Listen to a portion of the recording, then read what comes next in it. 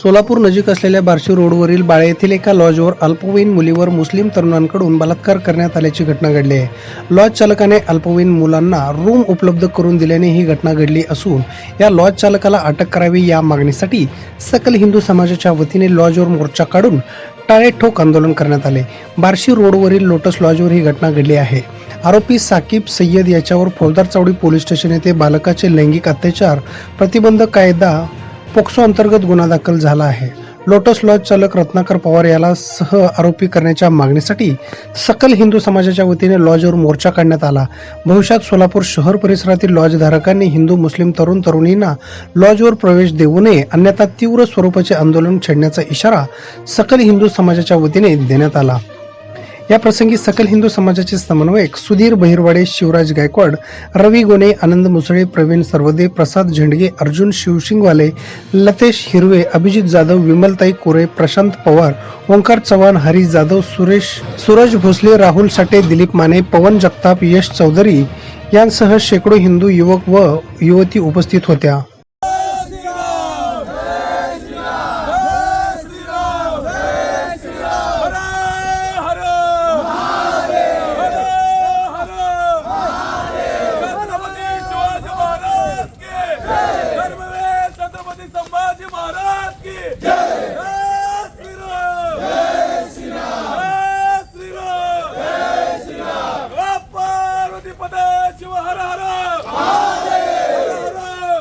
कडनं सोलापूर आम्ही या लोटस हॉटेलवर मोर्चा आयोजन केलेला आहे। हे असा मोर्चा महाराष्ट्रातला पहिला मोर्चा असेल की डायरेक्ट लॉजवर मोर्चा काढलेला आहे। आम्ही सर्व हिंदुत्ववाद्यांनी एक ठरवलं आहे, ज्यांनी या लव जिहादला मदत करील तो हिंदू असू दे अगर मुसलमान असू दे, त्याचा आम्ही त्याला ठोकून काढणार। भले ते कायद्यात बसून ठोकून काढणं होऊ दे, पण ठोकून काढणार।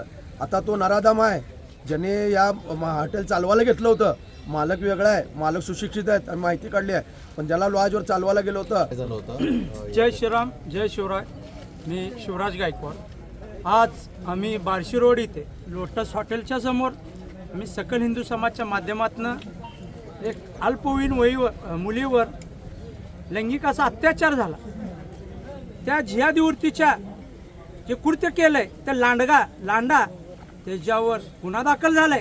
इतक्यात न थांबता की लोटस आणि आज सकल हिंदू बांधवांनी लोटस या गुन्हेगाराकडे आज आम्ही पोचलेलो आहे की कृपया करून तुम्ही जातवाद पैसा बघू नका, जातीवादी बघून, पोरीचं बघून तुम्ही रूम द्या। आम्ही नाही म्हणत नाही, तुम्ही कमवा, आम्ही तुमच्या पोटावर पाय ठेवणार नाही। मिनिमम कुठली पोरगी आहे, काय पोरगी आहे, कुठून आली, काय आली, हा पोरगा कुठला आहे, पोरगीला कुठून घेऊन आलाय, ह्याचे तरी त्यांचं आधार कार्ड बघावे त्यांना, मग त्यानंतर ना रूम द्यावे। 18 वर्ष पूर्ण राहायला पाहिजे ती पोरगी।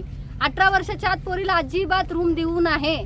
जर तसं काय वाटलं तर सरळ तुम्ही 112ला फोन करायचं की रूम विचारायला आली, 112ला कॉल करा, त्यांनी 10 मिनिटात पोहोचतील। हॉटेलवाले जर हे केलं असतं तर आज हिंदू पोरी सगळेजण सुरक्षित राहतात।